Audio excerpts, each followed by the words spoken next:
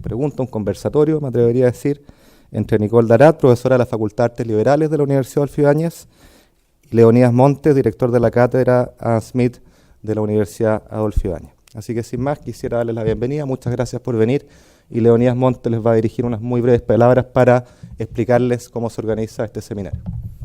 Gracias a la Escuela de Gobierno y al decano por la oportunidad de tener acá a Eric. Ya lo ha presentado bastante Ignacio, los intereses intelectuales de Eric Schlieser, a partir, diría yo, del estudio de Adam Smith, lo han llevado a incursionar en filosofía, historia de la ciencia, historia económica y metodología de la economía en particular. Tiene varios artículos y libros importantes publicados, y el que vamos a hablar hoy día, este último, que se llama Adam Smith, Systematic Philosopher and Public Thinker, que acaba de ser publicado. Entonces, la idea es que tengamos este encuentro como una conversación. Eric va a presentar en inglés entre 20 minutos, 30 minutos. Quiero dar la bienvenida a Nicole Darat, que es doctora en filosofía de la Universidad de Valladolid, en España, es profesora de la Facultad de Artes Liberales, y ella accedió generosamente a viajar desde Viña hasta Santiago para venir a conversar con nosotros. Así que muchas gracias, Nicole, por estar con nosotros. Y después vamos a tener una conversación entre los tres, y después vamos a abrir un poco a preguntas del público para terminar puntualmente a las 8:30, si les parece. Así que yo los dejo con Eric. Very welcome, Eric. You can kick off. My Spanish is worse probably than your English. I apologize for that. Thank you for the very generous introductions. I didn't understand a word, but I really appreciate how many times my name was mentioned and the book title was mentioned. The book is going to be in a paperback as well. So if you get interested, wait 6 months and then you can get a cheaper version of the book. Thank you to the Dean and to Leon for bringing me here. I've been an admirer of Montez's work on Adam Smith for almost 20 years. And in the book, I'm a bit more critical than now, but he's been an inspiration. So what I'm going to do today is I'm going to spend about 5 minutes describing the life and works of Adam Smith. For those of you who this is the first encounter with him, I just want to get you up to speed. And then I'll say a little bit I'll say quite a bit about how I think of him as a systematic philosopher. I'm going to discuss an interpretation of Smith that Hayekians offer of him as a kind of critic of systematicity and a critic of the man of system. The Hayekians are worried, of course, about social planning, and they think that if you're interested in systems, you must be a social planner. And I want to say no. In fact, Smith is a defender of the use of systems in political life, and I'm going to give you some evidence for that. Then I'll spend a little bit of time on the role of a public thinker or public philosopher, where Smith is an exemplar for me on how to use responsible speech. That won't be very much today, but it's a big part of the book. And then I'll close with quite an extensive treatment of Smith's views of liberty, because there's a wide perception, both of people who admire Smith and his critics, that he stands for the liberty of the moderns, the liberty of contract. And while that's not false, that's also really misleading. And I want to explain a little bit his views on liberty, because I think those are actually worth reviving and worth taking seriously in a time where liberalism is in retreat, where we might see the end of liberalism in lots of places in the world. I think this is as good a time as any to think about what the liberal tradition might have to offer the future. So that's what I'm going to do in, I hope, less than 30 minutes. I'm aiming for 20 minutes. So this is Adam Smith. He wrote 3 big books, 2 of which are famous. The Wealth of Nations, the founding text of classical economics, 1,000 pages long. So it's a lot more than economics. It's finance and banking. It's a history of European institutions. It's an enormous attack on mercantilism. And it has almost 250 pages of policy on religion, on taxes, on education. It's an enormous book that keeps getting longer the more you read. the first book that made him famous in his own day, and that reminds us that he was a philosopher at first, is The Theory of Moral Sentiments. And this book is a kind of synthesis of work of his own teacher, Hutcheson, and the famous Scottish philosopher David Hume. And it was an account of moral psychology, we would say, an account of how we have social emotions and how that relates to morality and social life. That book went through 6 or 7 editions and actually got transformed over his lifetime. But that book made him so famous that he could retire. He got a pension from a rich duke, and he became a tutor, and he became an independently wealthy man. So that book was really very important in his own life. And then the last book I mentioned, I don't know if you can see it in the back, is an essay, a book that got published posthumously. It's called Essays on Philosophical Subjects. And it is a history of astronomy, a history of logic, a history of metaphysics. It has a text in aesthetics. I hope there's some philosophers in the room. This is really a book on topics that philosophers still work on, but in a way was for a long time a neglected work. And my book basically tries to unify these 3 books. I offer an interpretation of Smith of all 3 books in light of each other. And I do that in part because Smith himself tells us, both at the end of TMS, the Theory of Moral Sentiments, and in The Wealth of Nations, that the books are part of a system. So I tried to actually figure out what the system might be. So those are the books. His life was utterly uneventful. It's truly one of the most boring lives of the 18th century. You know, Voltaire, Hume, Diderot, they all have scandalous excitement. Smith is truly boring. Nothing happens very much. He was born, I can prove it. He lived with his mom until his mom was 9 years old. Okay, he really, it was unexciting. He was born in Kirkcaldy, a small town in Scotland. He went to the University of Glasgow. There he was discovered. He got a Snell grant to study in Oxford. And he spent many years there and preparing for the ministry. But he changed his mind about that. He went back to Scotland. He got a rich patron. That's how it worked in those days, who promoted him, Lord Kames. And then he got plunked into a university job without a single publication.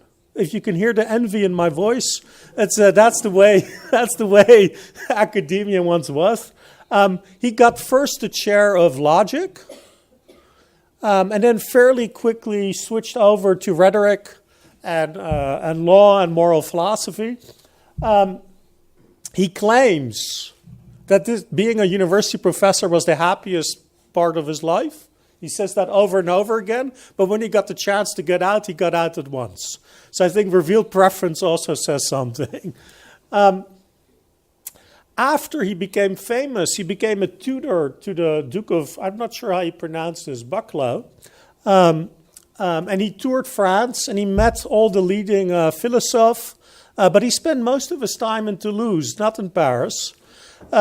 And he went, but he met Voltaire, was very impressed by him. He met the French economists, the physiocrats, and they ended up corresponding. And tragedy hit, his tutor died. And then he came back to Scotland, and he then went basically back to his mom and started writing The Wealth of Nations. And basically for 10 years, he was in his little town writing The Wealth of Nations. Very occasionally, he would meet David Hume. But actually, he didn't do much. He went to London to publish the book, and the book, to everybody's amazement, was an overnight sensation. And it became ever more famous. Leon has done more work than I have on the reception of the work, but it was really quite striking, because it's really a very long, tedious academic book. I mean, you really have to have a certain mindset to find The Wealth of Nations exciting. But it sold an amazing amount of copies. And then he published a short work that really caused a controversy, The Life of Hume, a biography of Hume. Hume himself had published an autobiography, Hume, the great Scottish skeptic. And Smith's biography of Hume was not sufficiently critical for the religious people in his time, so he got a lot of controversy over his admiring portrait of this great infidel. And then, just as he must have had a late midlife crisis, I don't know how to describe it, he decided to become a civil servant. And for the last 12 years of his life, he was basically the person in charge of customs in Scotland. Now, there's a family connection. His dad had a job like this as well, and his dad died before he was born. So there might be some kind of Freudian homage to the father involved in this. Most people who were civil servants like this treated it as a sinecure, but Smith really took his job seriously. Those of you have a fantasy about him as being a rebel free trader. No, rule of law first. Taxes first, and then maybe free trade. That's really how his views got expressed. On his deathbed, and this was bad news for people like Leon and me, he had most of his manuscripts burned. And so what we have is this posthumous work, the essays on philosophical subjects, but we know that there were thousands of more pages, but he made sure they got burned. He tried to have all of his lecture notes burnt as well, but in the 19th century and the 20th century, collections of lecture notes have appeared, and quite a bit of scholarship is on his lectures on jurisprudence and his lectures on rhetoric. I use it not very much in my scholarship, but I use it as background knowledge. So that's the whole life. This is Hayek. That wasn't my point. Next to that is a picture of James Buchanan, the other famous Nobel laureate, with Deirdre McCloskey, David Levy, and Sandra Peart. And on the bottom is a picture of Jacob Levy. Together, they all have offered a very similar kind of interpretation of Adam Smith as a critic of systematicity. And they cite each other and they develop this argument. And there's good evidence for their view. Smith says things about systematicity that make you think that he's a critic. And I've collected some of the passages. The man of system, on the contrary, is apt to be very wise in his own conceit and is often so enamored with the supposed beauty of his own ideal plan of government that he cannot suffer the smallest deviation from any part of it. Right here, systematicity leads to kind of an aesthetic escapism, and then you pursue this aesthetic ideal, and then you kind of miss out on reality and you oppress people. That's in context what he's saying. A few paragraphs down, he suggests that the spirit of system, this sounds like Montesquieu, if you know your Montesquieu, creates the madness of fanaticism. There's some passages that suggest that Smith thinks that the love of system, intellectual love of system, creates a kind of intellectual escapism. He has beautiful passages where astronomers love their systems of the skies so much that they forget about reality. He also has a view, this is all sort of what they say, and they're right about this, that if you have excessive love of system, you have overconfidence as an expert. And what he also claims, and this is important, that the judgments of mankind can be perverted by wrong systems. Now, this is a very important claim because it tells you that Smith thinks that ideas are not inert, but that ideas shape our behavior.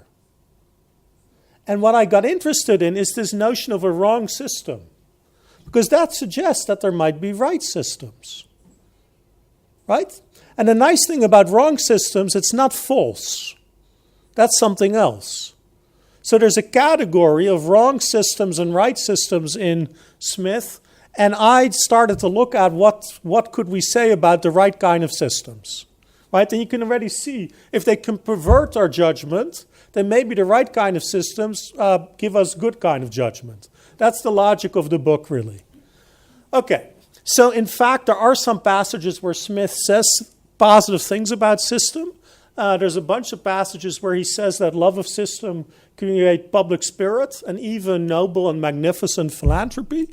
The The love of system can motivate where love of humanity and sympathy is absent. And most important for my purposes is this sentence that gets overlooked by the Hayekians.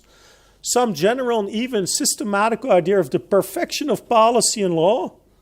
Policy is public administration in 18th century English. May no doubt be necessary for directing the views of the statesman. Right? So it turns out that not only can there be good things that follow from system, but it's required for the statesman to act on system. And that's really what motivated my book to kind of offer correction of the Hayekian interpretation, which in many ways is very good and important, but I think misunderstood something fundamental about Smithian liberalism. Now, this slide is the only slide that's not in the book. Everything else I'm saying, I'm just repeating myself, but after the book, I start to reflect more on Jacob Levy's criticism of Smith. And so I've articulated 4 virtues of systematic theory that are kind of in the spirit of Smith, and 2 of them I think I can show are Smithian. So being guided by a systematic theory can counterbalance acting in an ad hoc fashion and thereby allow one to grasp which compromises are worth accepting and which undermines one's aims. Right? So if you don't have a background theory to constrain your action, you basically only do tactics, you don't have strategy. And you don't know then which compromises are worth making. That's the kind of thought behind it. And that's, I think, important because you want to know which trade-offs to model and which ones you can foresee. Right? And remember, he thinks this is required on a statesman to have something like a plan in the back of their mind. Not a 5-year plan. Don't worry about that. It's a different kind of plan. Now, being guided by a system generates the possibility of consistency over time. And if publicly articulated, it creates possible credibility. I mean, a risk, because it also undermines your credibility if you don't live up to your own ideals. But this is not trivial. In Rawlsian political philosophy, this is kind of a transparency, publicity requirement. I mean, I'm not suggesting Smith is the only one that has ideas like this. And then finally, and I think this is most important, ideals and systematic ideals motivate behavior. People buy into ideologies and buy into big visions all the time. That's are the wrong systems that Smith rejects. But it doesn't follow that if people buy into bad ideals, that all ideals are bad. And what you want is you want the right kind of ideals to motivate the right kind of behavior.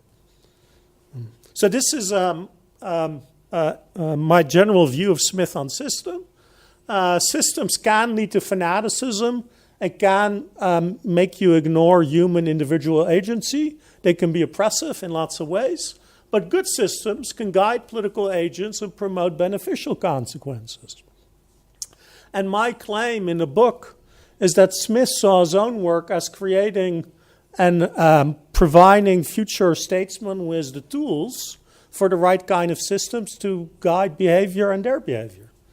How am I doing on time, Leon? Perfect. Well, you don't know how many more jokes I've practiced, but okay. Okay, so now I'm going to connect to Smith as a public thinker, but already you should see how I'm thinking about it. If there are good systems that can guide the statesman, then I'm interpreting his philosophy as an attempt to provide the kind of public speech that doesn't have bad consequences, but when it has uptake, has good consequences. And that means that he must have a view about public rhetoric, how ideology motivates, and he must think about downside risks of certain projects. And that's my book shows that in considerable detail.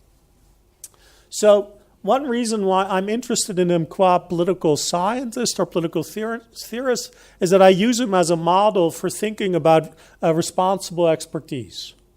And nowadays, when we model responsible expertise, we really think of it as applied ethics. Here are some cases, now what do you do? And I treat Smith more as somebody who gives you a more general framework and how to think about responsibility to the public and to truth and to possible future generations. That's how I'm thinking about it. Okay, so Smith is a gradualist and a reformer. He's a critic of attempts to make rapid change. He would have hated shock therapy wherever it happened. And he's worried that whenever you change institutions and norms, you change people's expectations, and that creates disorder. For Smith, expectations are constitutive of justice. So once you have expectations, you almost have a right not to have them violated.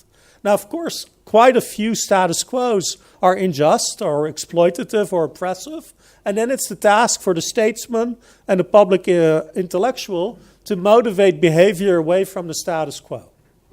Right? So to alter people's expectations, and one way you do that is to introduce new ideals, and you change incentives, the economists would say.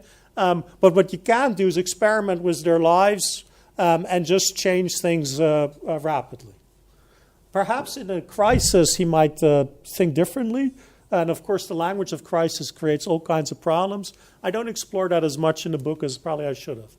Now, what's key for Smith, and this makes him a Humean skeptic in some respects, not fully, is that he thinks that public opinion is often superstitious. So that in order to get the change that is humane and responsible, you're going to have to find a way to persuade the public to come along with you, and just appealing to reason won't be enough. So he has some strategies for that. One is public enlightenment. I mean, he's a true enlightenment figure, including subsidized education for the working poor and their kids. He is a big critic of religious and clerical power. And he's really the first major thinker outside of some 17th century radicals who advocates religious disestablishment. So even Hume and Spinoza didn't go that far. And a very important theme in the book is that he's willing to settle for second best solutions or even nth best solutions. He never thinks that, if you can't create the best possible outcome, then you failed. He's always looking for improvements over the status quo. And that means that if you think that society can't move along as fast as you'd like, you're going to find some other ideal to try to move them in that direction. But that only works if you have a guiding view of the long-term ideal, right? Because some changes entrench a new status quo, and then you may never come to a better place. So that's how I see this slide and the previous two slides connect. And then finally, he is a defender of commerce, which on his view generates moderation and a concern for probity and truth. Right? It's a very 18th century thought, very classic liberal thought. Smith's views on liberty are ordinarily presented as kind of a liberty of the moderns. Constant explicitly says that about Smith. Somebody who believes in negative liberty, the freedom to contract. And that's generally taken to be the sum of his views on liberty. Leon has tried to convince us otherwise, and I agree with Leon, but I'm going a bit further, I think, than he would go. Because I think Smith's views on liberty are actually much more expansive and also more interesting than just the liberty of contract. And so I'm going to give you some text, and I'm going to interpret them for you.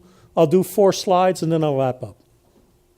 So here's Smith that is more or less familiar, also from public. The property which every man has in his own labor, he does care about women working as well, but most of his examples are about male workers. As it is the original foundation of all other property, so it is the most sacred and inviolable. This sounds almost like Locke. It's not quite Locke, but it's almost Locke. The patrimony of a poor man lies in the strength and dexterity of his hands. And to hinder him from employing this strength and dexterity in what manner he thinks proper, without injury to his neighbor, is a plain violation of this most sacred property. Is a manifest encroachment upon the just liberty, both of the workman and those who might be disposed to employ him. So this looks like Smith being committed to freedom of contract. It's one of the few places anywhere in his works where he uses this language of sacred rights. It's very striking. He doesn't like the language of rights. But the view is something like this. We have a basic right to work, which grounds all other property. And this is grounded in turn in our kind of physical capacities. Right? So if you're an advocate for disabled rights, there's a real problem here in Smith. But in other respects, it's a rather egalitarian view. He really calls attention to the poor man. This is a right that everybody has. What follows from this is very striking. Other rights, other property may be less sacred and inviolable. If X is the most sacred and viable, it logically follows that things can be less sacred and less viable. And in the book, I spend a lot of time showing how for Smith, most of our property rights in society are for him derived rights, and they have much less protection on his view, and they are up for change as well. The right to work grounds the liberty of contracts as long as one does not harm others, right? This is a classic liberal principle. We associate it with Mill. It's already in the French Rights of Man. But Smith is actually one of the main articulators in the 18th century of this harm principle. You see it earlier, but it's quite striking. So the first stab at liberty is, liberty is the pursuit of one's interest as long as you don't harm others. Right? And this looks like the standard negative rights contractual freedom. And what I'm going to do is I'm going to expand his view in the next few slides. So this is one of the first sentences in The Wealth of Nations. And it's actually this very striking image of a boy who introduces technological improvements in order to play with his friends. One of those boys who loved to play with his companions in a factory observed that by tying a string from the handle of the valve, which opened his communication to another part of the machine, the valve would open and shut without his assistance. And here comes the key for me, and leave him at liberty to divert himself with his playfellows. This notion of liberty is something very different. So the context is the division of labor and how technological benefits from local knowledge by workers improve the economy. Right? It's very important for Smith that technological improvement doesn't only come from the experts from the top, but also from the bottom up. Nathan Rosenberg has done some great work on this. Now notice, however, that liberty and play here are contrasted with work.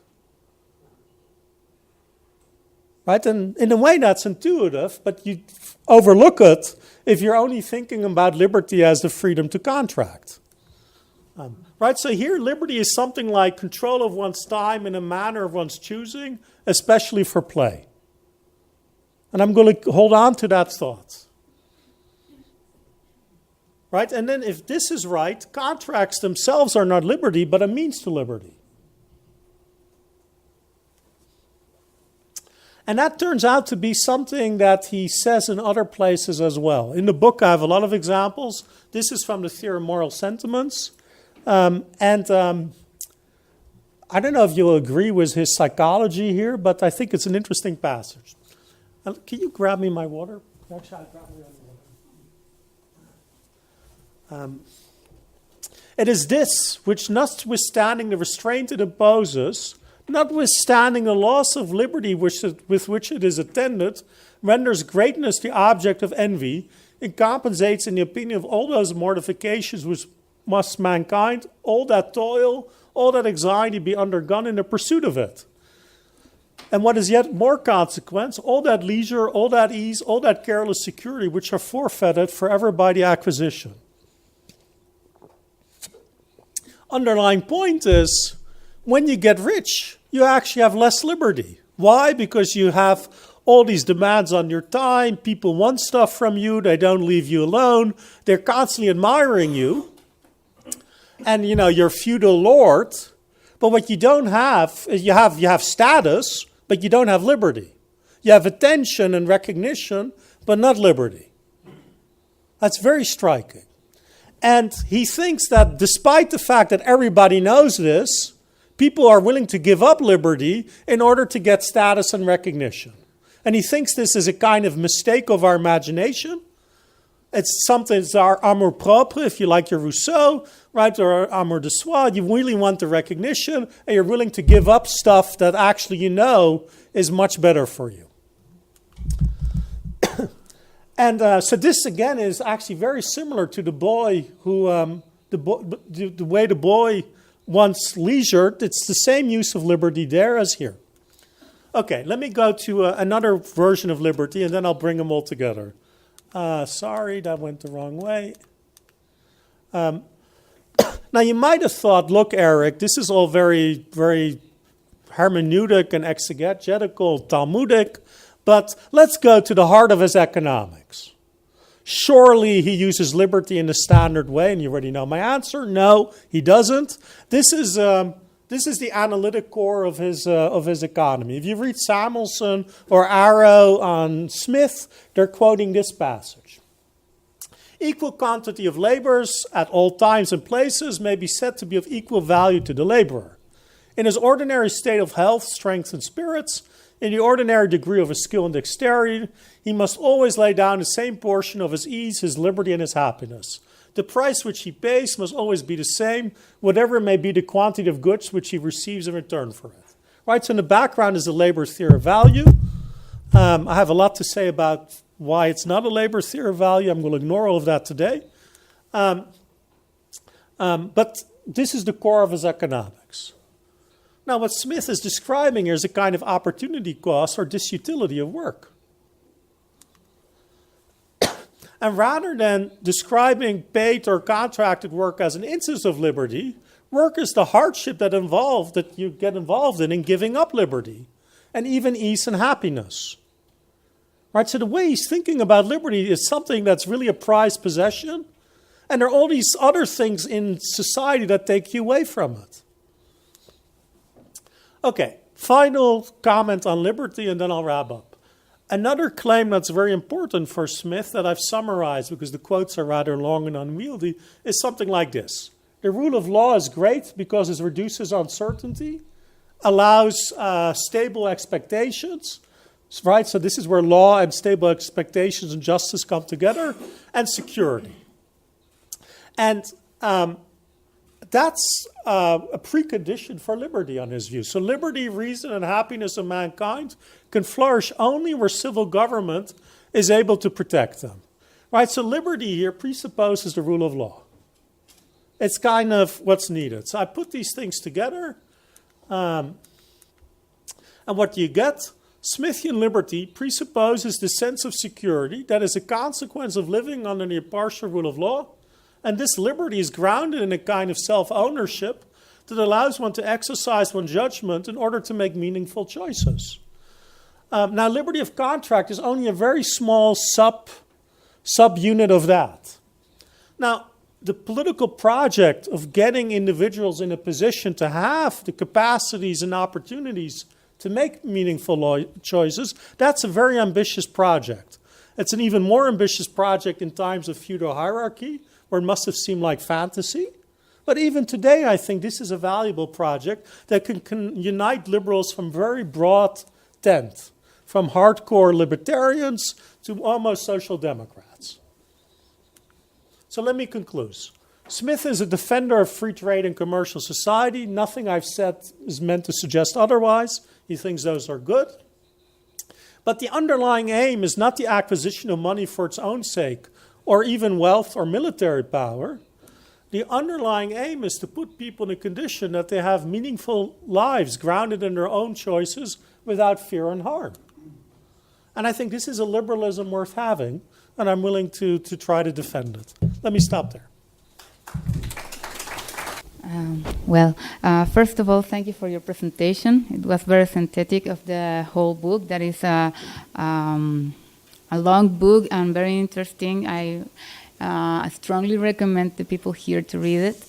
And it's a very challenging book. It's a very challenging book for all the usual interpretations, the usual readings of Smith. I think it's very challenging in many ways. I don't know, it's a book with many theories in it. My first question has to do with the idea of Smith as a public thinker. In your book, you say that Wealth of Nations is not value neutral, no? That is not merely a descriptive, but has some normative pretensions. And this goes, again, against the common interpretation of Smith.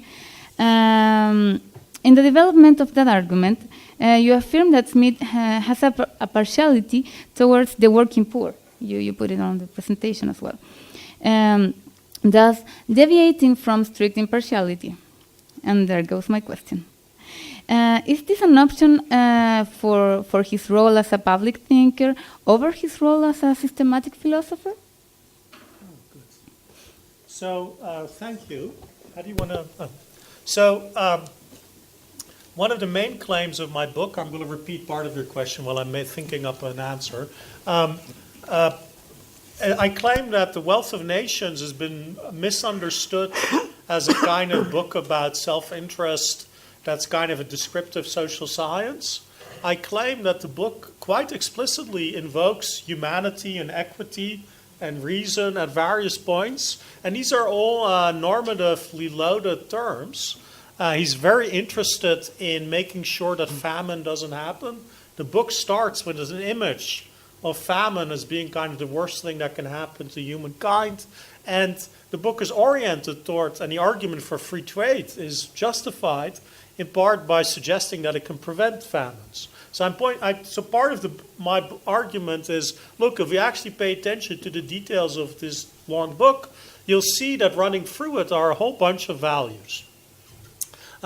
As an aside, this thought that the book would have to be value neutral is, I think, an anachronistic projection from 20th century social science back onto the 18th century. The fact-value distinction was probably invented by Smith's friend David Hume, but it was never meant at the time to prevent social science or political economy from being normatively loaded. Now, Smith's great moral principle, I didn't talk about it today, is the impartial spectator, and he believes in the impartial rule of law, and a lot of his moral values are connected to impartiality. But I have several sections in the book where I suggest that if you look at the details of his argument, he deviates from impartiality, and his policies are really directed at helping the working poor. I already mentioned the subsidized education plan. There's a somewhat progressive taxation in his argument. Most of his criticisms of the poor laws of his time are really criticisms because they oppress the working poor. And his arguments about cátedra formation among companies is, again, his argument there is that the rich will use their rent-seeking connections to suppress the poor. So I think there are all kinds of places in the book where he's very clearly deviating from impartiality. Now, you might think, look, in those places, impartiality just means correcting for the biases and power of the rich. And in a way, that's, I think, what's underlying your question. And that's a fair enough interpretation. But at a few places, I think his arguments are really paternalistic to the poor. So there's an argument in Book 2 of The Wealth of Nations where he limits the amount of paper money. And he limits the amount of paper money because he thinks the poor will be taken advantage of there. Right? It takes me too long to explain 18th century monetary policy. Actually, your team might do better than I do, but I have a good 20 pages on this. So I think there are various places where he has a paternalistic streak, and the paternalism cannot be justified, I think, on grounds of impartiality, but requires something extra. And this extra, I think, he thinks is the demand of humanity, which is a different moral principle, to put the working poor in a position, in my terminology, that they can make meaningful choices. And that requires various forms of intervention. It doesn't have to be state intervention, but requires policies that make sure that people don't get taken advantage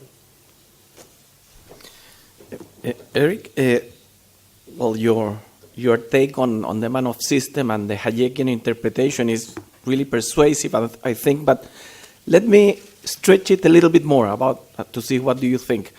Because if we remember, the image of the man of system is the man who believes the beauty of his system, and he thinks that society is a sort of chessboard whereby he can move every piece as if it were his piece, forgetting that it has each piece a movement on its own, basically defending liberty and autonomy in a way of the citizens. And in that sense, the take you make on how Hayekians in a way have refused to think about the man of system in the real sense, but stretch it to the enlightened expert who doesn't know anything because they forget about what's going on. Do you see a link between that image and the human action and human design stuff, where the human design is also dismissed from some Hayekians? If there is a link between that and the man of system? Yeah, so that's a very good question. It's something I didn't discuss at length in the book, and I really only started to think about after the book. But the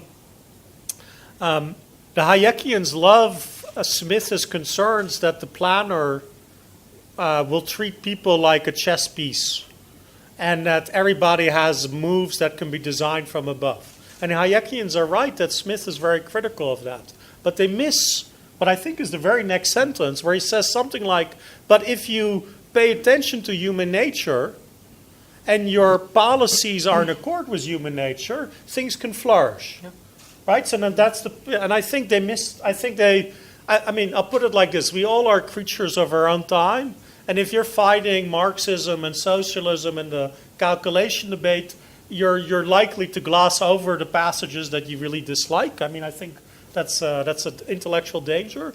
What's surprising is how long the misreading has persisted. I mean, for some of you, the Berlin Wall's ancient history, you know, and even so, for 20 years after, people kept producing the same kind of interpretations. But I think Smith thinks it's not so easy to understand human nature, right? So there's going to be a general caution about the kind of vision that you can impose on society. That's really not his thing. He's very worried about people abusing power, people not paying attention to their own limitations. He has a lot of stuff on expert overconfidence. All of that, the Hayekians are right. But there's also something peculiar. If there's some Hayekians in the audience, some of them are my best friends. I'm not an enemy. But I think Hayekians also have systematic theories. They believe in the rule of law. They believe in unintended consequences. They believe in markets producing equilibrium, not equilibria, but getting to better places. There are all kinds of fantastically visionary stuff that people who believe in free markets are committed to. And what Smith says, that's right. That stuff is motivating, but you have to make sure that you align it with human nature so that you don't create unwanted consequences. So I think we agree, which is boring but true. Great. My second question is related to the first. From the reading of the TMS, I'm going to come close to it. From the reading of the TMS, you affirm that moral theory has to make some concessions to the common sense. I think that might be related again to this idea of the public thinker, in contrast to this image of the man of system. No? Is this coherent with the idea of an impartial spectator again rising above existing social norms, and even above that concept you use of environmental rationality?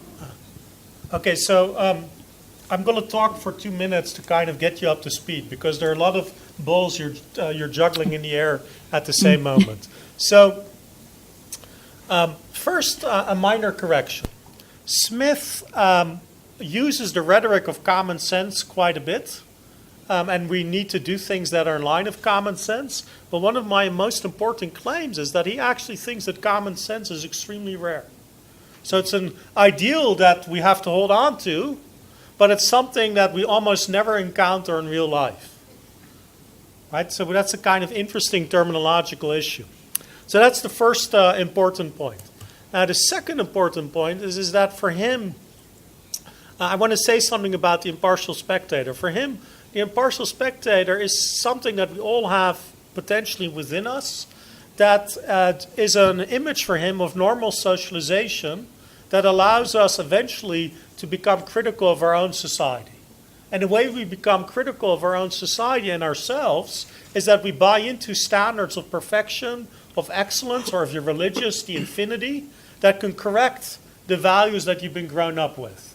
And so he sees all of us having an internal dialogue between the norms that we're used to, our self-interest that potentially can corrupt us, and values that can correct us. And these values are values that are immanent in society. He thinks every society has grounds for criticism. And so all of us have this internal debate between our sinning side, as it were, and the side that upholds moral ideals of various sorts. And if we're ordinarily socialized, and we're not a sociopath, we end up developing an impartial spectator within. But it takes a lifetime of practice and effort to get it really right. And it requires self-criticism, which he knows is not something we naturally are prone to do. So that's the background. Now, Nicole introduced an important term in my book. It's called environmental rationality. I hinted at it in my presentation. For Smith, our ordinary societies, when we're socialized in them, we build up expectations of how things work. Both that basically solve coordination problems for us. If you're an economist, you like that. But for him, it's also a way how we think about our moral judgment, about justice, about lots of things. We're creatures of habit, and we're social creatures of norms, and those two things become integrated. And when a society is flourishing, our personal habits and our norms are well integrated. And I call that, I put a label on it, I call that environmental rationality. So that means that in any given society, there's a kind of ideal of environmental rationality that has the potential to create impartial spectators critical of those very same expectations. And there's a tension here, and I think this is what you're picking up on Smith's thought that on the one hand, he has a kind of strong status quo bias built into this environmental rationality, and at the same time, he thinks there's a possibility for change and correction that comes from this impartial spectator. Now you have to remind me of your question. Yeah, regarding all that, I was asking that what happens with this idea that he has as a public thinker, that we have to make some concessions, okay, not to the common sense, but maybe to the common beliefs of people. And so the view is that, thank you, that's a very important question too. So the view is environmental rationality. Let me add one more wrinkle to the story. Any political order for Smith, and he's like Madison and Hume like this, is grounded on the opinion of people. Even bad political orders can't survive if if they're not rooted in forms of authority and hierarchy that in the end bottom out in opinion. And what this tells you is that any system of environmental rationality, any society of environmental rationality, the word rationality there is a bit dangerous because really these are stable expectations, but they may be grounded in superstition and totally crazy views of the world. Right? This is why common sense may be absent. And so the intellectual, the public thinker, is not separate from this rationality, from this environmental rationality. And so all critique for Smith starts in a way immanent to society and has to find a pathway together with statesmen and educators and the cultivators of public opinion to a different environmental rationality. And that requires some courage, a willingness to go against the status quo. And Smith recognizes that's not very likely, and there are going to be financial interests that will prevent it. But there's a due. Smith, in this sense, is a very Christian thinker. He thinks there's a duty to help improve mankind, and that's part of the intellectual's role. So he's not as courageous as, say, David Hume was, or Spinoza was, or Diderot. I mean, I don't think he was especially courageous in many ways. But his view is, look, the public thinker has to understand their own society, and that means that any change of environmental rationality is going to be risky.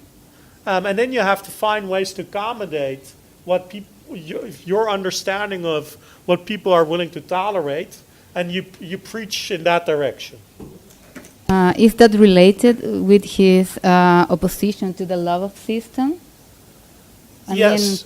So if Hume would be like a man of system in that sense. Yes. So surprisingly enough, and I wrote some what I thought were clever papers when I was much younger, and then later I thought, oh, they might be wise papers, where I really show that Smith, in a way, takes Hume's insights and uses them against Hume himself. So there's a sense in which Smith and Hume really agree about fundamentals in lots of ways, but Smith comes across as more moderate and more status quo loving. But if you look at the details and the aims, in many ways he's much more radical than Hume was, who after all was a true Tory. I mean, not a true Tory, but he had fondness for Toryism. And Smith had very little of that. So there's a radical streak in Smith that's packaged as moderation. Yeah. You talk in your presentation about gradualism and humane reformist and his concern with the poor. And your reading of Adam Smith as a systematic philosopher and public thinker ends up with a call at the end of the day, a political call. And I would like to bring that to the 21st century. For example, you quote approvingly Hayek when you say, when you talk about the old truths, the renewal and re-articulation of the old truths of liberalism. And in that sense, well, I'm not going to read your final sentence, which is beautiful, so I leave that to the readers. It's a secret. Okay, it's a secret because let me read it. So, before we reject Smith in the name of truth, it is worth reminding ourselves that it remains an open empirical question whether a humane, stable, and flourishing political order without prejudice and superstition is really possible for beings like us. I mean, this is a political call at the end of the day. And how do you think that Smith liberalism would be helpful today in the 21st century? That's my... Yeah. I'm trying to bring you... Yeah, so in the book, I really try to be a scholar, and I occasionally there's some polemical footnotes, but most of the book is really a step back. And partly that's because I view 20th century liberalism as a success and a failure at the same time. It created enormous prosperity, it integrated the world again in various ways, but it also has created a counter response that is authoritarianism and love of hierarchy, and we see racism of various sorts becoming fashionable again. I mean, there's quite a lot of illiberal revival of political thought. I want to take one step back and then I'll answer Leon's question. When Leon and I both started working on Smith, this was in the aftermath of the end of the Cold War, and it was really for me a way to understand, okay, what is the world I inherited in? And the 90s were this astounding, also in South America, optimistic period, the open-ended future. And now when I teach the last decade, my students are all pessimists. They don't see a future. They're all worried about environmental catastrophe, and they're definitely suspicious of liberal values. And I started to reflect on that. Okay, what's the proper response to that? And it's been my motive to write the book is to take a step back from the polemics of our time. One thing that I think is really clear if you read Smith and then read late 20th century liberals is how much less important for him money and financial markets are than contemporary liberalism. It's really a gigantic, for him, financial markets are an instrument, and it's nothing to be especially ecstatic about. So a lot of book 2 of The Wealth of Nations is a critique of financial engineering. And I have some fantastically rhetorically over-the-top passages. And that really struck me. And it really occurred to me that, look, we've really let liberalism become a defense of money-making primarily. And that's, I think, a mistake. Right? I haven't criticized money-making. I think that's important. But there's more to life. And liberals have to be willing to talk about that. I've already given you passages where he talks about aesthetics, the significance of meaningful choices, living without fear. These are very important values, and I think they have to be the beginning points of any liberalism worth having. If, as a consequence of that, making money is a good, sure, immigration. And even extremely well-meaning people tell me, look, in order to preserve liberal society, we have to teach liberalism to our kids, and we have to make sure that they have Dutch values of pluralism, fill in the thing. And then when I say back to them, look, the beauty of the liberal vision of education is that the kids will surprise us. And if you impose the values from the top, you're not going to get this dynamic society. That means you also have to have some tolerance for risk. But where the risk and rewards are and who you put it to, I think can have genuinely liberal values. Notice that this is not a question about what's good for the economy. That's a very different question, also important. But if we're talking about what makes a community, what makes a society worth having, I think there are interesting liberal insights that get lost because we're either focused on what's good for the economy or national identity. Right? And this is a debate that's been happening all over Europe and in North America. I don't know the South American debates as well. I mean, following Brazil, of course, with fascination at the moment. But I think we've allowed public debates to become reductive, where they either become money or identity. And I think there's a choice, there's a place for liberals to say, look, there's a lot more to the world we want. We want people to be flourishing, we want them happy, and we want this element of surprise and exploration. Now, not everybody wants that, right? And that's okay, because in the clash of opinions, we'll have an interesting society. So I think that's a way that's sort of implied by my book, where I really treat Smith as a kind of educator of good living. And that's something I'm willing to bring back to. So that gets back to your question. A lot of liberals think, look, what liberalism is about is state neutrality, is impartiality, right? And not more than that. And I'm saying, no, if you have a moral psychology that tells you the minimal requirements for flourishing, right, not the maximal requirements, but minimal, then that's something we should try to bring people together on and have debates about. It's not like I'm saying that there's a diminishing marginal return to making money. I have no views on that. I just think there's more to liberalism than economic growth. And we should be willing to be talking about these other things too. ¿Les parece que hagamos unas preguntas del público? Las pueden hacer en español o en inglés como quieran porque él tiene, you have your translator. I have my translator. ¿Alguien tiene preguntas? Acá hay una. Tomemos 3 preguntas al hilo para... ¿Alguien más tiene preguntas? Silvia. Allá atrás. Aldo.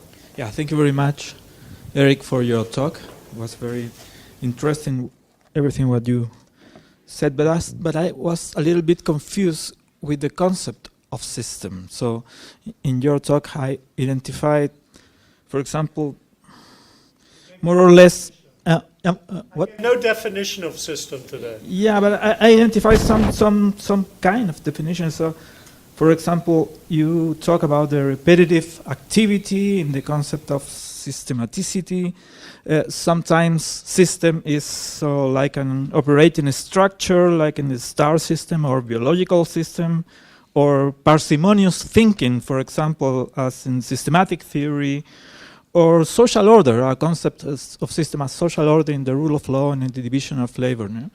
Right? So I was wondering, what is the system? So the image of Leonidas with the chessboard is interesting, but a chessboard, you control the chessboard. The system is more autonomous. So what is the concept of system behind all these applications of this concept in your talk or in Adam Smith? Thank you.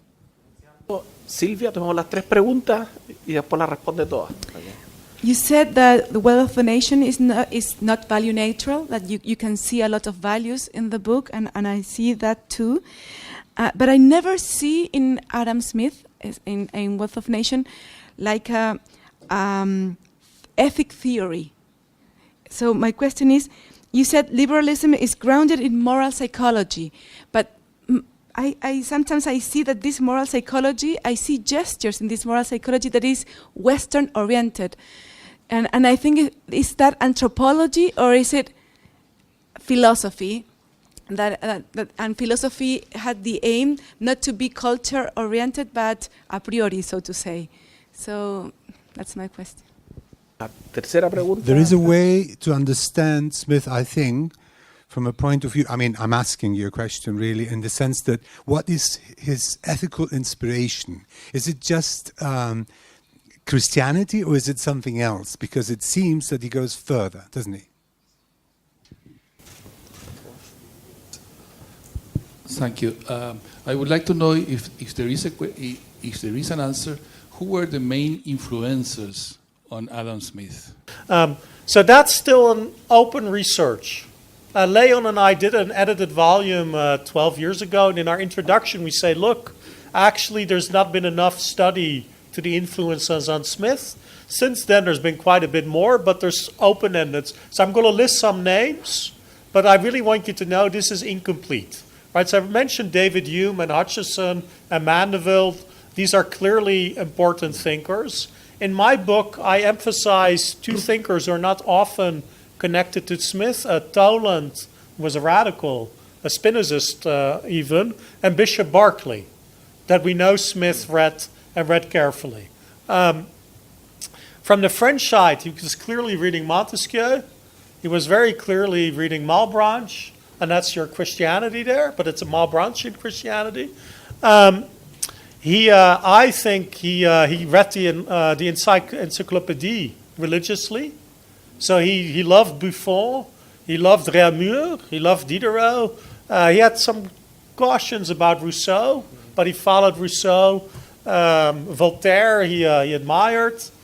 So these are some of the usual suspects.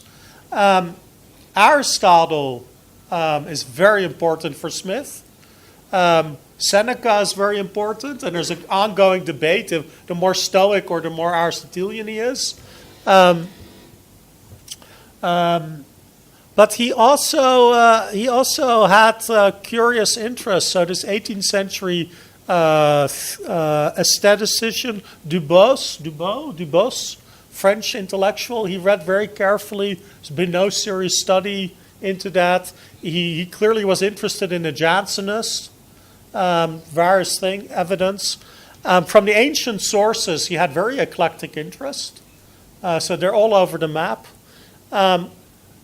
Unlike Hume, who we know got interested in Buddhist thought, I think there's now really good evidence. Smith doesn't seem to have been especially interested in Eastern wisdom. He's a critic of the scholastics. He doesn't like them. He's actually unfair to the scholastics. He really shows no interest in Suarez, say. So that's like the beginning of an answer, but we need a lot more reading. And in the book I say, somewhere in the beginning, at some point I gave up trying to read everything that Smith could have read and just decided to finish the book.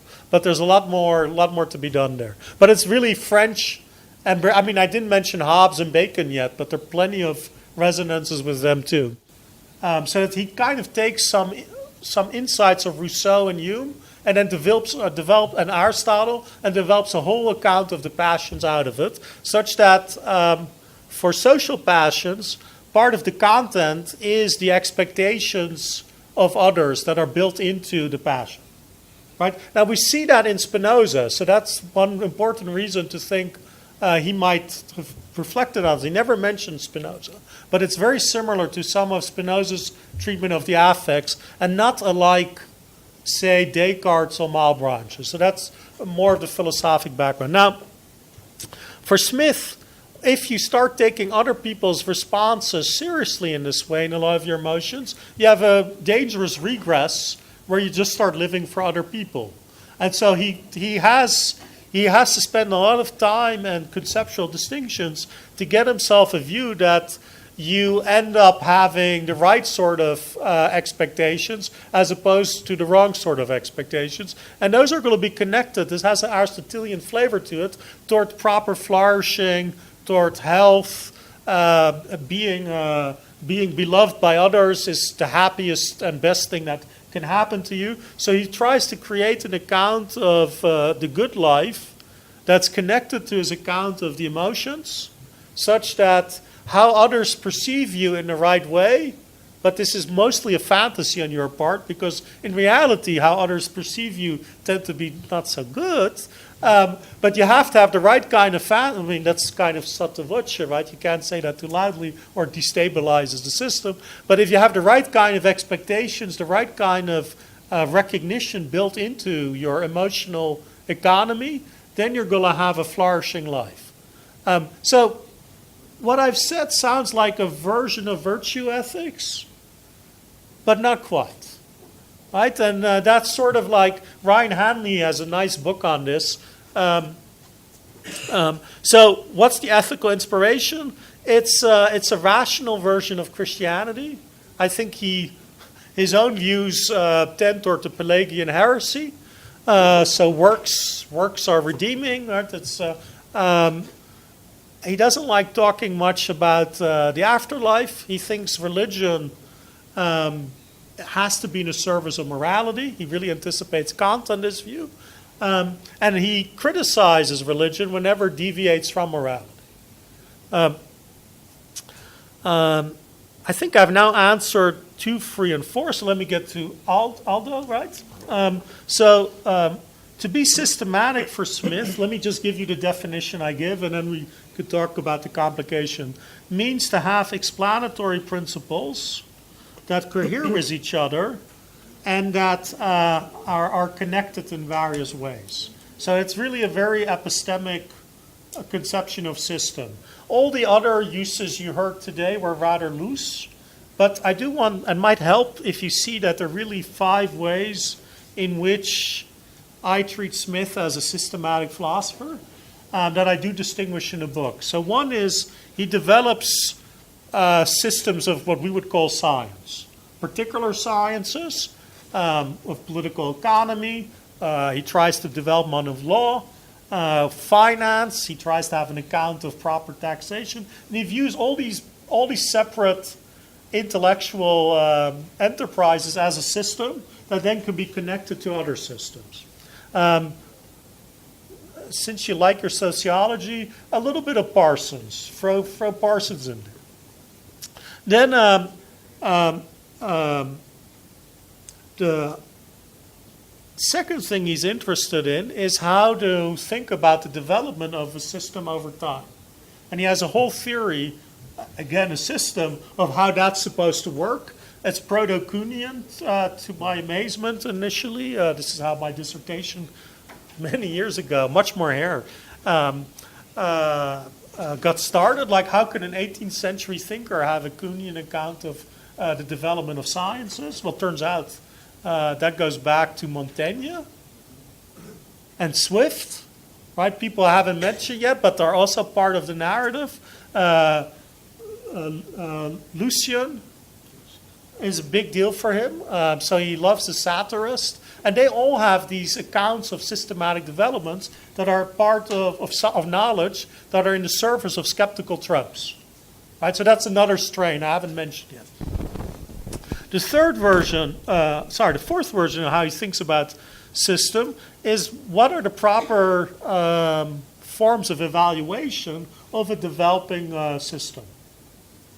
Right? So he's thinking in terms of, well, are these degenerate or are these capable of improvement? And he has a whole account of that.